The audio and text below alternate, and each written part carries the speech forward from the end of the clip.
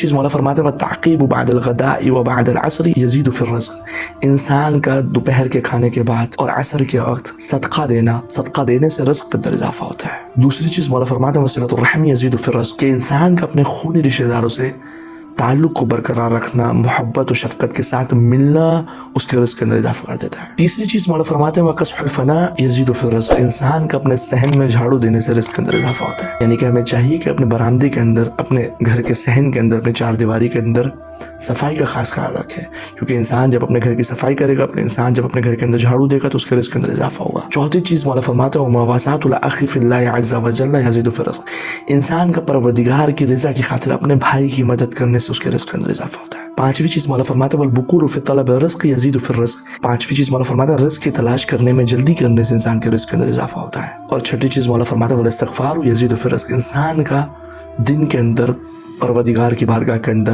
استغفار کا ذکر پڑھنے سے اس کے رزق کے اندر اضافہ ہوتا ہے۔ یعنی کہ جتنا ہو سکے پروردگار کی بارگاہ کے اندر ذکر پڑھیں، استغفر اللہ ربی واتوب الیہ، اپنی مغفرت طلب کریں گناہوں کی، تو ایسا کرنے سے انسان کی زندگی میں برکت ہوتی ہے، اس کے رزق کے اندر اضافہ ہوتا ہے۔ ساتویں چیز مولا فرماتا ہے وَاِسْتِعْمَالُ الْأَمَانَةِ يَزِيدُ فِي الرِّزْقِ، انسان کا امانت کے اندر خیانت نہ کرنے سے رزق کے اندر اضافہ ہوتا ہے۔ یعنی کہ انسان جس قدر ہو سکے امانت دار بن جائے، اس کے رزق میں اضافہ ہوگا۔ آٹھویں چیز مولا فرماتا ہے وَقَوْلُ الْحَقِّ يَزِيدُ فِي الرِّزْقِ، انسان کا سچ بولنا، حق بولنا، حق گوئی جو ہے اس کے رزق کے اندر اضافہ کر دیتی ہے۔ نویں چیز مولا فرماتا ہے وَإِجَابَةُ الْمُؤَذِّنِ يَزِيدُ فِي الرِّزْقِ، یعنی کہ آپ نے دیکھا ہوگا کہ مؤذن اذان دیتا ہے، تو جیسے جیسے مؤذن اذان دیتا جائے گا آپ کو چاہیے کہ اذان کا جواب بھی دیتے جائیں۔ یعنی اگر مؤذن کہہ رہا اللہ اکبر تو آپ کو چاہیے کہ یا تو آپ یہ کہیں کہ اللہ اکبر، یا آپ یہ کہیں جل جلالہ وربی واتوب الیہ۔ یعنی مؤذن جیسے جیسے اذان پڑھے ویسے ویسے آپ کو بھی چاہیے کہ اذان کا جواب دیں۔ اگر وہ رسالت کی گواہی دے رہا ہے تو آپ درود پڑھیں، اگر وہ امامت کی گواہی دے رہا ہے تو آپ درود پڑھیں، یا جیسے جیسے مؤذن اذان پڑھ رہا ہے ویسے ویسے کیا آپ مؤذن کے پڑھنے کے بعد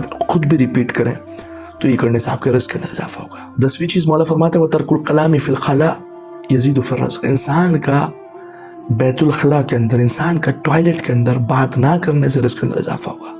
یعنی کہ انسان کو چاہیے کہ جب انسان واش روم کے اندر ہو، جب انسان ٹوائلٹ کے اندر ہو تو اس کو کیا ہے بات نہیں کرنی چاہیے۔ 11ویں چیز مولا فرماتا ہے وَتَرْكُ الْحِرْصِ يَزِيدُ فِي الرِّزْقِ، انسان کا حریص نہ ہونا اس کے رزق کے اندر اضافہ کر دے گا۔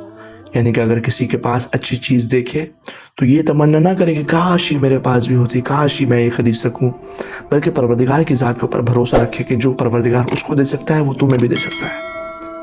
یعنی انسان کا حریص نہ ہونا اس کے رزق کے اندر اضافہ کر دیتا ہے۔ 12ویں چیز مولا فرماتا ہے وَالشُّكْرُ الْمُنْعِمِ يَزِيدُ فِي الرِّزْقِ، کہ نعمت دینے والے کا شکر ادا کرنا اس کے رزق کے اندر اضافہ کر دے گا۔ یعنی سب سے بڑا منعم تو پروردگار ہے، ہمیں چاہیے کہ اس کا شکر ادا کریں، اور اس کے علاوہ بھی اگر کوئی آپ کی مدد کر دیتا ہے تو آپ کو چاہیے کہ اس کا شکر ادا کریں، کیونکہ جو انسان لوگوں کا شکر ادا کر سکتا ہے وہ پروردگار کا بھی شکر ادا کر سکتا ہے۔ 13ویں چیز مولا فرماتا ہے وَاجْتِنَابُ الْيَمِينِ الْكَاذِبَ يَزِيدُ فِي الرِّزْقِ، کہ انسان کا جھوٹی قسم کھانے سے اجتناب کرنا اس کے رزق کے اندر اضافہ کر دے گا۔